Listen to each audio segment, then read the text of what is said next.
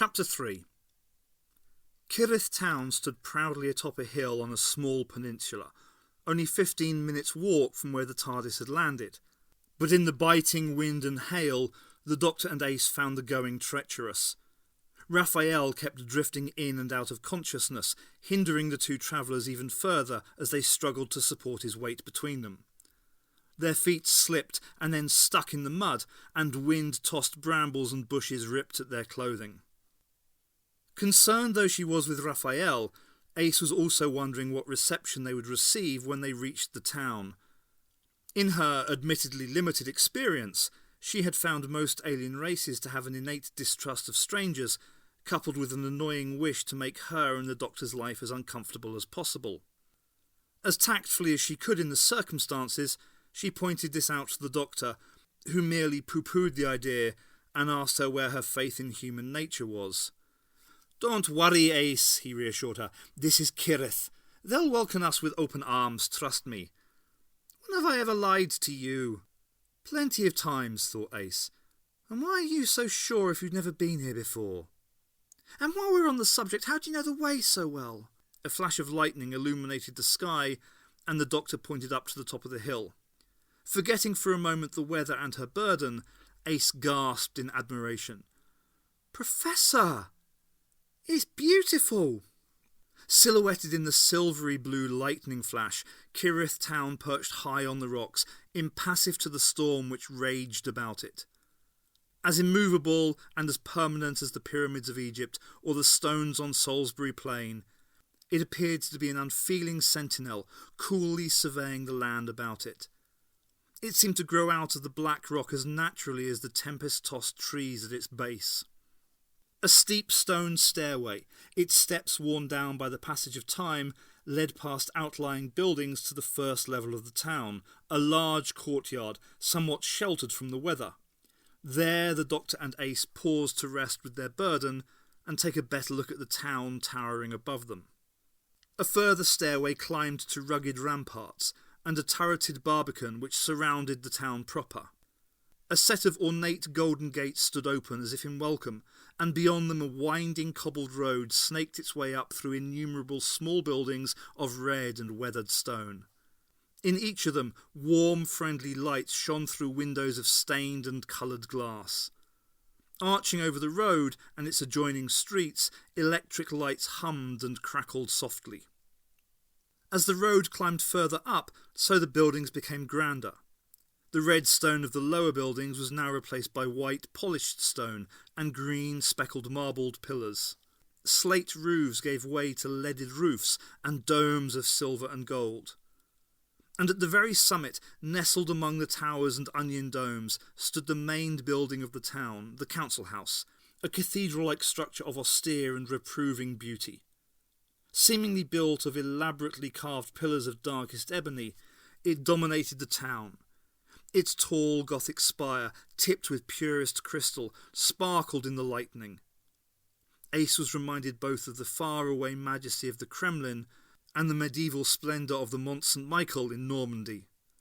"Intriguing blend of architectural styles," remarked the Doctor. "I wonder what King Charles would have to say about it." "It's magnificent," breathed Ace. By her side the young man groaned. "We'd better get a move on," said the Doctor.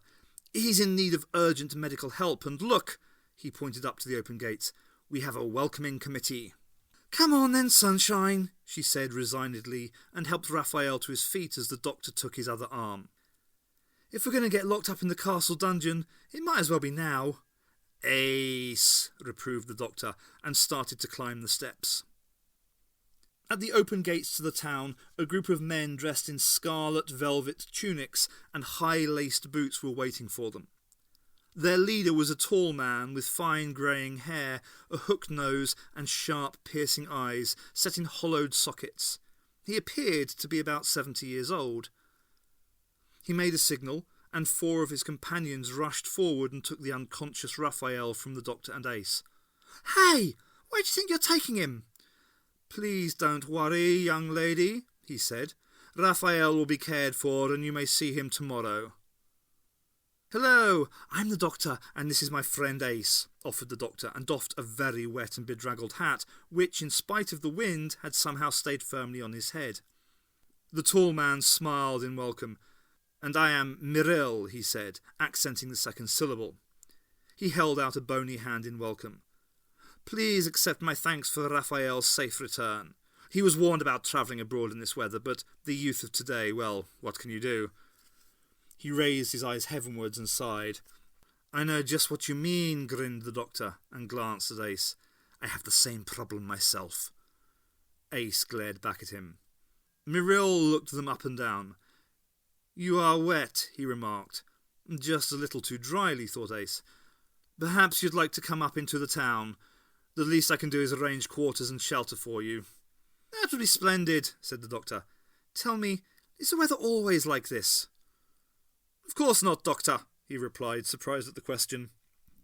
"Yesterday some of our youngsters were sunbathing on the shore. Tomorrow it may snow." "There you are, Ace. You should feel right at home," said the doctor. "Just like England." They walked slowly up the spiralling path which led to the seminary where Miril lived, and he introduced himself as a teacher, one of the minor officials of Kirith. The hours were long and the rewards few, he complained bitterly, but he did have access to one of the finest libraries on the planet. Perhaps the doctor and Ace would like to spend some time with him there tomorrow. "I'd rather see the sights," chirped in Ace. "You know, leaning towers, hanging gardens, that sort of thing." Miril sighed, once again bemoaning the frivolity of the young. "I, however, would be delighted to take a look at your library," said the doctor quickly, but not without a knowing wink at Ace. "Fascinating things, libraries, full of the dust of the past and the promise of the future. Tell me, Miril, do you know anything about Artron energy?" "No." "I thought not. So, here we are." They stood before the massive oaken doors of the Seminary of Kirith, a breathtaking building carved out of granite. Intricate carvings and ledges adorned the walls, between which crept purple and green ivy. The arched windows were covered with stark iron railings. It was a building which looked as though it could withstand with ease siege and famine, flood and disaster. Carved over the door was a legend in some alien language. To Ace's surprise, the door was opened by a middle-aged woman dressed in a tunic similar to Miril's. Ace kicked herself for supposing that all the teachers on this planet would be male. Miril introduced his colleague as Tanyel, and she received them with the same studied politeness and equanimity shown them earlier. "You must be in need of refreshment," she said stiffly. "Please follow me." The doctor stopped Ace from pulling a face behind her back as Tanyel and Miril led the two travellers to a small refectory where a meal of meats and spiced wine was already waiting for them. As they passed through the seminary, they took in their surroundings. Elaborate and beautiful tapestries decorated the walls of the seminary's winding passageways. At one point they passed through an indoor courtyard where a fountain of crystal sparkled in the light of the moons, which shone down through a porphyry dome overhead. In other places, banks of computers lined the walls, tinkling and chattering to each other, and spewing out information to their operators. Seminarians were sitting at them, keying notes into desktop computers. It was a curious mix of Baroque splendour and modern technology, noted the doctor, and remarkable for the fact that both styles complemented each other to make a complete and pleasing whole. "Technology need not preclude beauty, doctor," intoned Tanyel. Ace thought she sounded just like a museum guide, and her impression was confirmed when she was told not to touch any of the objects she saw around her. As they walked, they were greeted by other teachers and seminarians, all of whom regarded the doctor and Ace with undisguised curiosity, smiled, and then went on their way. No matter their age, and some were almost as young as Ace, everyone they met was strikingly good-looking. The teachers, Tanyel elaborated, were administrators and educators, responsible for the general well-being of the people of Kirith. They ensured that each member of society had enough to eat and adequate opportunity to express himself or herself in whatever manner they chose. They were answerable only to the Lord Procurator Huldar and the Brethren, a small band of powerful men and women linked by complicated ties of blood and ability who ruled the towns dotted about the surface of the planet. And then, of course, there were the Pangistri. Oh, and who are they? The doctor's interest was aroused. Tanyel looked at the doctor guardedly, and then glanced back at Mirill, as though looking for advice. The Pangistri are the ultimate providers, he explained. They are our benefactors and our guardians. Everything you see here is in the gift of the Pangistri. They reveal to us the mysteries of science and ensure that our food supplies never diminish. They are the source of all our comforts, so that we may live our lives fully for the benefit of all. Just like having a nanny, the doctor said under his breath, and then, I'd very much like to meet one of these Pangistri. That, of course, will be impossible, Doctor, Tanyel said, standing aside as she opened a door. She gave him a frosty smile and turned to leave. Reminding the doctor that he would be delighted to show them the library in the morning, Mirill followed her. This place makes me uncomfortable, Professor, said Ace when Mirill and Tanyel had left. Whatever for? Asked the doctor, helping himself to a glass of hot spiced wine. Ace threw her wet jacket and rucksack onto a sumptuous chaise-longue. There's something not right about the whole setup. Everyone's too nice. No one wants to know who we are or what we're doing here. Why should they? We don't mean any harm. But if two total strangers came up to me, with a half-dead body in tow, I'd at least think there was something dodgy going on. What's up? Why is everyone accepting us? Perhaps they've been expecting us, the doctor said mysteriously. Or perhaps the Kirathons are just the most trusting race in the universe. So why do I feel that I'm going to be murdered in my bed tonight? A little trust, Ace, that's all it takes. I've trusted people on Earth and on Iceworld, she thought, and they all use me. My friend Manisha nearly died from trusting that no bastard was going to try to burn her house down. The only person I trust now is you, Professor. So why do they feel there's something you're not telling me? But Ace kept those thoughts to herself. Tanyel looked aghast. The strangers are obviously not of our world, and in such an instance the instructions are quite explicit, she repeated in her clipped tone. They must be accorded all due civility and comforts, and the brethren must be immediately informed. And so they shall, said Mirill, but not immediately. Let me talk with the man first of all. He has great knowledge, he has much that I could learn. What can he know that we cannot access in the libraries? Mirill looked heavenwards, and his eyes sparkled greedily. What lies beyond our world, Tanyel? We don't have the technology to travel to the stars, but the Doctor has. Haven't you ever wondered what is out there, Tanyel? Tanyel sniffed haughtily and smoothed back her finely coiffed white hair. All that lies beyond is but bleakness and despair, she intoned the litany she had learnt at school. The matriarch provides, and I am contented. Nothing else matters. We had space travellers here once before, almost 200 years ago, so the records tell me, said Mirill. But the Rills joined the Brotherhood of Kandasi before we learnt anything from them. Then I envy them that honour. I would give my life to become a true acolyte of the Pangistri, retorted Tanyel. But the presence of the outsiders here disturbs the balance and order of our society. Would you have Kirith descend into chaos and want? The brethren must be told.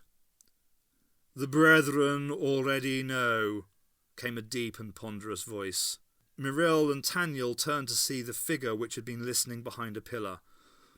Lord Hulda, stammered Tanyel, and curtsied as his huge bulk moved out of the shadows.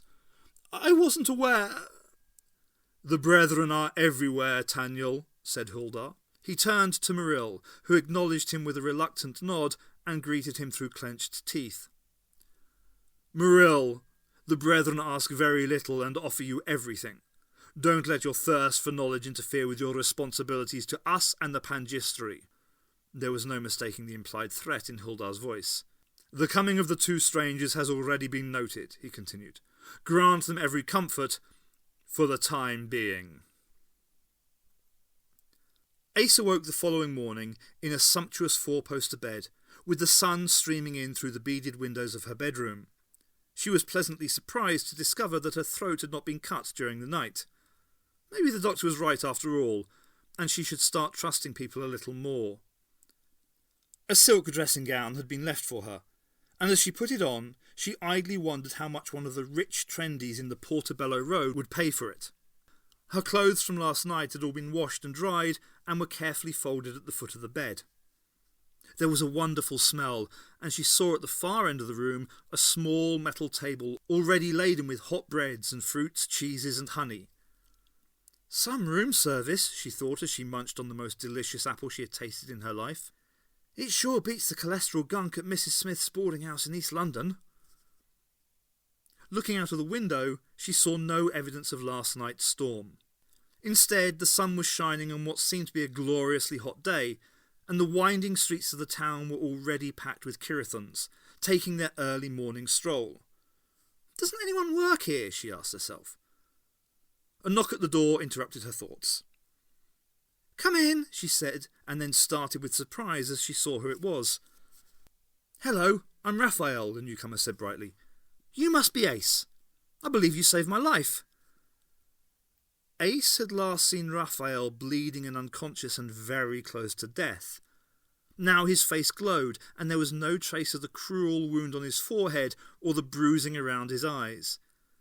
He walked into the room with the lithe agility of a dancer, his appearance totally belying the fact that only hours earlier his side had been gashed open by the jagged rocks.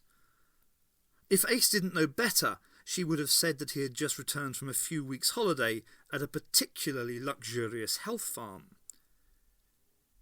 She also noticed just how attractive Raphael was. You're better?" she blurted out. Raphael smiled. With those gorgeous white teeth, Ace thought. "Yes, I'd have come earlier, but Muriel spent the whole of breakfast giving me a lecture." "But you were half dead. How did you recover so quickly?" Raphael looked at her curiously. "Oh, my side, you mean? That was what Muriel was complaining about. He had to spend most of the night fixing it up. Kept him away from his boring old books," he said. Without any self-consciousness, Raphael lifted up his shirt. The skin was smooth and tanned. There was no trace of any wound or scar. Ace couldn't understand. "Don't you have retroactive surgery in your town?" he asked her. And before she could answer, "Where'd you come from anyway?" "Perivale," Ace answered without thinking. "Perivale. Is that past the Darkfell?" Raphael was intrigued. "Yes, that's right," Ace replied, thinking that the new name sounded like a second-rate heavy metal band. "Would you take me sometime?" he asked as eagerly as a little boy asking for a trip to the circus. "The brethren don't like us going anywhere near there. They say it's too dangerous and the land is poisonous." "Oh, it's not quite that bad yet," she replied, wondering what she was letting herself in for. Before Raphael could pursue the subject, there was an exaggerated cough behind them. Ace turned to see a stunningly beautiful woman standing in the doorway. Her flame-coloured hair was short and impeccably styled, and though her mouth was warm and tender, there was a particular hardness in her eyes. The woman looked Ace up and down with obvious distaste, and Ace instantly felt inferior. This woman reminded her uncomfortably of her school days as a spotty kid, jealous of the exploits of the older, more attractive and assured girls. Disregarding Ace, the woman addressed Raphael. "There you are," she said. Her tone was frosty, but when she looked at Raphael, some tenderness appeared in her steely eyes. "Lord Huldar wants to see you in the council house immediately." Raphael groaned. "What for?" "I imagine to reprimand you for your little excursion last night. You really should do as you're told, Raphael. It's for everyone's benefit, after all. Whatever were you doing out at night anyway?" Raphael frowned and suddenly looked troubled. For some strange reason he found it difficult to remember. "All right, Revna, I'm coming," he said, and made for the door. He looked back at Ace. "Shall I see you later?" Ace shrugged. "Suppose so, if you want to." "Come on, Raphael." Revna shot a glint of pure venom at Ace. Raphael grinned helplessly at her, and then followed Revna. Ace turned sulkily back to her breakfast table and chewed violently on a piece of bread. "Just because I'm talking to her boyfriend, she treats me like dirt," she thought angrily. "Well, as far as I'm concerned, Glamourpuss can keep him." "Having fun making enemies, Ace." "Professor, how long have you been there?" "Long enough," the doctor said meaningfully, and walked in through the open door. "So what did you think of our orphan of the storm?" "Raphael? It's well weird, Professor. Last night he was almost dead, right? Now he's up and about like nothing happened. He said something about retroactive surgery? A highly advanced technique, the doctor explained, and noticed a red patch on Ace's arm. Hurt yourself. Must have scratched myself in the night. It's nothing. The doctor nodded and continued. Surgery wouldn't account for the lack of scars, however. He rubbed his chin thoughtfully. Acute tissue regeneration.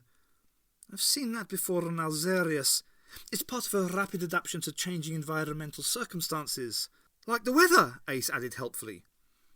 The doctor shaded his eyes and looked out of the window into the sunny streets.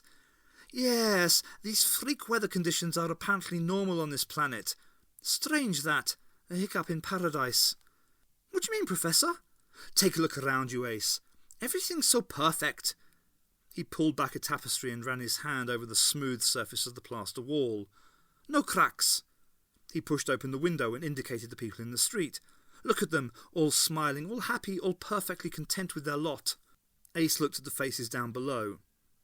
And there's another thing, Professor, she said. They're all so good-looking. There's not a naff one among them, but... Yes? The doctor encouraged her. It was taking time, but she was getting there. Well, it's a weird, blank sort of beauty, like a third-rate Aussie soap star. A sudden idea struck her. I've got it! They're robots, right? Androids! The doctor shook his head. Androids don't bleed or grow old. He walked over to the table and smeared a chunk of bread with some honey. I don't like perfection, Ace. It dulls the spirit, numbs the mind. If everything's perfect, then there's no need to progress. Everyone needs the right to be unhappy with their lot from time to time. He winked at her. I have to see to Myril. Why don't you go after Raphael and have him show you the sights? I think it's time to cause a few more hiccups in paradise, don't you? Ace grinned. You bet, Professor.